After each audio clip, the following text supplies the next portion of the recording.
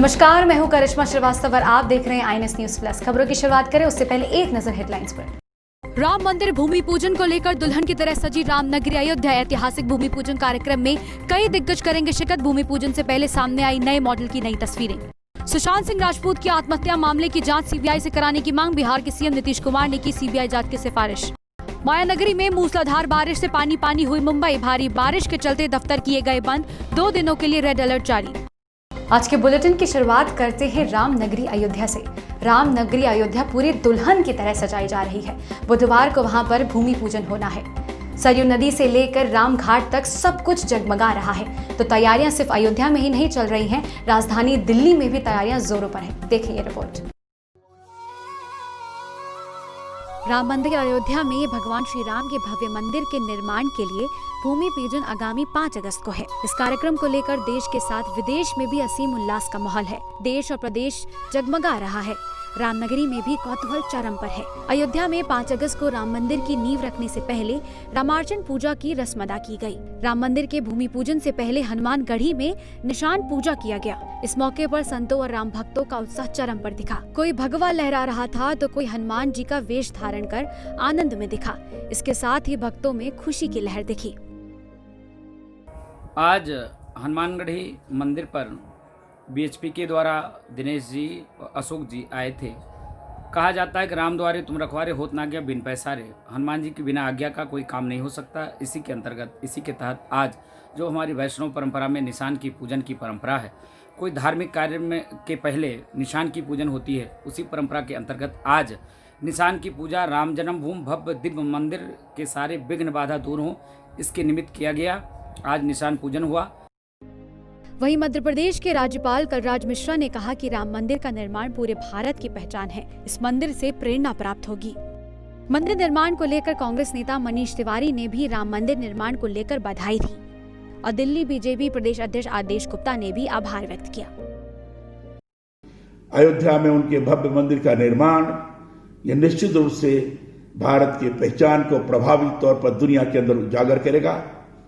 आज इस ऐतिहासिक दिन के अवसर पर मैं ये प्रार्थना करता हूं कि इस मंदिर को सांस्कृतिक एकता की दृष्टि से, इस मंदिर को राष्ट्रीय एकता और अखंडता की दृष्टि से और इस मंदिर को वसुधैव कुटुंबकम के प्रतीक की दृष्टि से लोग अनुभव करेंगे और मंदिर से निश्चित रूप से उस प्रकार की प्रेरणा प्राप्त होगी, ऐसा मेरा निश्चित विश्वास है। रघुपति राघव राजा राम, पतित पावन सीताराम। सीताराम सीताराम भजमन प्यारे सीताराम। ईश्वर अल्लाह तेरो नाम, सबको सन्मति दे भगवान। ये भजन महात्मा गांधी जी का बहुत ही प्रिय भजन था।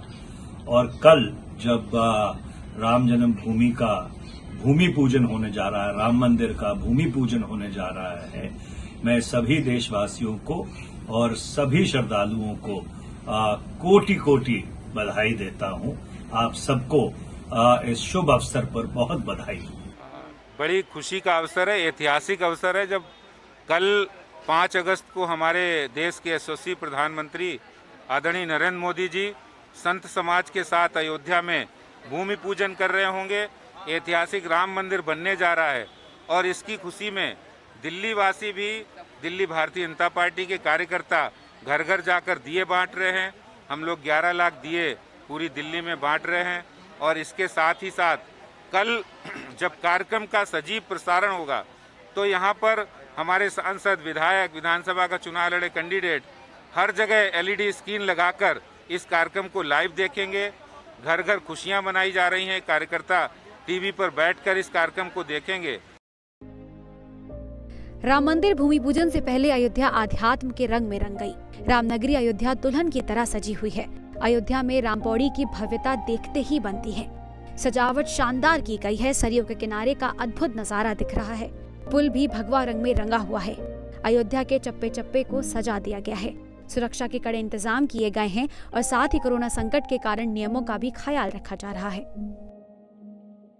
सुशांत सिंह आत्महत्या मामला दिन प्रतिदिन और भी गर्माता जा रहा है। अब इस मामले में सियासी बयानबाजी भी जारी है। महाराष्ट्र और बिहार की सरकार इस मामले में अब आमने सामने है। बिहार के चीफ मिनिस्टर नीतीश कुमार ने सीबीआई जांच की सिफारिश भी कर दी है। देखें ये रिपोर्ट। एक्टर सुशांत सिंह राजपूत की मौत मामले में सीबीआई जांच की सिफारिश कर दी गई है।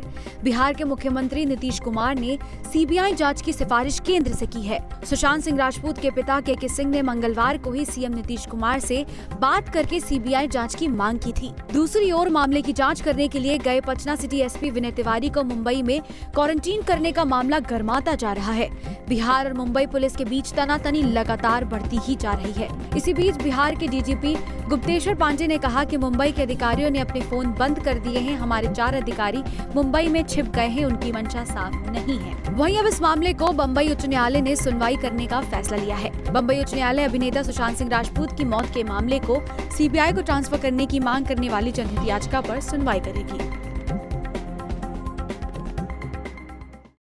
एक ओर जहां राम मंदिर को लेकर पूरे देश में हर्ष और उल्लास है, तो वहीं दूसरी ओर बीजेपी नेता विजय गोयल ने दिल्ली के बाबर रोड का नाम बदलकर 5 अगस्त मार्ग रखने की मांग की है। उन्होंने इस मामले को लेकर एक पत्र भी लिखा है। देखिए क्या है उस पत्र में। बीजेपी नेता विजय गोयल ने गृह मंत्री अमित शाह को पत्र लिखकर बाबर रोड का नाम बदलने का आग्रह किया है। उन्होंने बाबर रोड का नाम 5 अगस्त मार्ग करने की मांग की है। नई दिल्ली के बंगाली मार्केट इलाके में बाबर रोड स्थित है। विजय गोयल ने बाबर रोड के साइन बोर्ड पर 5 अगस्त मार्ग का साइन बोर्ड लगा दिया। इस दौरान उन्होंने कहा कि बाबर रोड का नाम बदला जाना चाहिए। बाबर विदेशी आक्रांता था जिसने हिंदुस्तान के ऊपर हमला किया था और जिसने अयोध्या में प्राचीन राम मंदिर का विध्वंस किया था। कल 5 अगस्त है और प्रधानमंत्री श्री नरेंद्र मोदी भव्य राम मंदिर का शिलान्यास करने जा रहे हैं। ऐसे में जाहिर तौर पर ये लगा कि इसका नाम अगर 5 अगस्त रखा जाए तो उसमें सब चीज आ जाती है, जिसके अंदर राम मंदिर के निर्माण की बात आ जाती है, जिसमें बाबर ने विध्वंस किया था इसकी बात आ जाती है। तो हमने ये सरकार को ये सुझाव दिया है कि इसका नाम 5 अगस्त मार्ग रखा जाए। जरूरी नहीं है, सरकार चाहे तो एनडीएमसी चाहे तो इसका नाम किसी भी महापुरुष के ऊपर जो प्रेरणादायी हो उसके नाम पर भी रखा जा सकता है। जब मैंने यहाँ की रेजिडेंट वेलफेयर एसोसिएशन और यहाँ की ट्रेडर एसोसिएशन से बात की, उन लोगों ने अपने सदस्यों से बात की, तो सबका यह विचार बना कि बाबर जैसे विदेशी आक्रांता के नाम पर दिल्ली के बीचों बीच लुटियन जोन के अंदर इस सड़क का नाम बाबर रोड नहीं होना चाहिए, इसलिए इस नाम को बदलकर 5 अगस्त रोड कहा गया है। बता दें कि पिछले साल सितंबर में सेंट्रल दिल्ली के मंडी हाउस इलाके के पास स्थित बाबर रोड के साइन बोर्ड पर कालिख पोत दी गई थी, लेकिन एक बार फिर बाबर रोड का नाम बदलने की मांग तेज हो गई है। महानगरी मुंबई में भारी बारिश की वजह से कई जगहों पर जल जमाव हो गया है। निचली जगहों पर तो जल का स्तर काफी बढ़ गया है, जिसकी वजह से यातायात भी ठप है और लोगों की जिंदगियां अस्त व्यस्त हो गई हैं। और इसके बाद अब वेदर अलर्ट भी जारी कर दिया गया है। देखें ये रिपोर्ट। असम बिहार में बाढ़ के बाद अब मुंबई में भी मूसलाधार बारिश ने माया नगरी की रफ्तार पर ब्रेक लगा दिया है। पिछले कई घंटों की झमाझम बारिश के चलते मुंबई के कई इलाकों में जलजमाव हो गया है। वहीं किंग सर्कल के पास भी जलजमाव देखने को मिला। सड़कों पर बस पानी ही पानी नजर आ रहा है। दफ्तर के लिए निकले लोगों को भारी जाम का सामना करना पड़ा। आज लोग फ्लाईओवर के नीचे बारिश खत्म होने का इंतजार करते नजर आए। वहीं मलाड में वेस्टर्न एक्सप्रेस हाईवे पर कई टन मलबों के साथ पहाड़ी पर एक भारी भूस्खलन हुआ है, जिससे इससे संबंधित सड़कों पर जाम लगने के साथ लोग सड़कों पर फंस गए। सड़कों पर भूस्खलन के चलते मलबा ही मलबा नजर आया। इसके बाद एयरपोर्ट और शहर की ओर जाने वाले राजमार्ग को एक तरफ से बंद कर दिया गया, रूट डाइवर्जन किया गया है। इतना ही नहीं, भारी बारिश की वजह से मीठी नदी का जलस्तर बढ़ गया है। वो खतरे के निशान को पार कर चुकी है। जलस्तर को देखते हुए लोगों की आवाजाही रोक दी गई है। पानी का बहाव इतना तेज है कि लोगों की एक गलती भी बहुत भारी पड़ सकती है। वहीं ठाणे और पालघर में हालात बदले बदले से नजर आए। चारों ओर पानी ही पानी और उसमें सफर करते इंसान की तस्वीरें देखने को मिली। सड़क पर बहते दरिया में यात्रियों को पैदल सफर करना भी मुश्किल हो गया। बहरहाल मौसम विभाग ने मुंबई में भारी बारिश के साथ साथ हाई टाइड की भी चेतावनी जारी की है। समंदर के आसपास रहने वाले लोगों को घर से बाहर न निकलने की सलाह दी गई है। साथ ही बीएमसी ने मुंबई के कई अन्य हिस्सों में भी लोगों से बाहर न निकलने की अपील की है। देश में कोरोना संक्रमण के आंकड़े रुकने का नाम ही नहीं ले रहे हैं। पिछले 24 घंटे में 803 लोगों की जान जा चुकी है, जहां 52,000 से ज्यादा मामले सामने आए हैं। अब देश का आंकड़ा 18.5 लाख के पार जा चुका है। देखिए रिपोर्ट। देश में कोरोना मरीजों के आंकड़ों में डेली इजाफा हो रहा है। स्वास्थ्य मंत्रालय के मंगलवार सुबह जारी किए गए आंकड़ों के हिसाब से पिछले 24 घंटे में देश में 52,000 से अधिक मामले सामने आए हैं और 803 लोगों की मौत हो गई है। अब देश में कुल मरीजों का आंकड़ा 18,55,000 से अधिक है। कोरोना की चपेट में आकर अब तक 38,938 लोगों की मौत हो गई है। राहत की बात है कि कोरोना से अब तक 12,30,000 से अधिक लोग ठीक हो चुके हैं। पिछले 24 घंटे में 42,000 से अधिक मरीज ठीक हुए हैं। देश में कोरोना के सक्रिय मामलों की संख्या 5,86,000 से अधिक है। कोरोना से सबसे ज्यादा अधिक महाराष्ट्र प्रभावित है। यहाँ कुल मरीजों का आंकड़ा 4,50,000 को पार कर गया है। कोरोना की चपेट में आकर अब तक 15,842 लोगों की मौत हो चुकी है। अब तक 2,87,000 से अधिक मरीज ठीक हो चुके हैं, जबकि 1,47,000 से अधिक एक्टिव केसेस हैं। वहीं देश की राजधानी दिल्ली में कोरोना संक्रमण की रफ्तार धीमी पड़ गई है। यहाँ कुल मरीजों का आंकड़ा 1,38,000 से अधिक है, जिसमें 4,021 लोगों की मौत हो चुकी है। अब तक 1,24,000 से अधिक मरीज ठीक हो चुके हैं। एक्टिव केस की संख्या 10,000 से अधिक है। पिछले 6 दिनों से कोरोना के मामले लगातार 50,000 से ऊपर जा रहे हैं, जो कि अब कुल मामले 18,50,000 को भी पार कर गए हैं। आज के न्यूज बुलेटिन में बस इतना ही। इजाजत दीजिए। नमस्कार।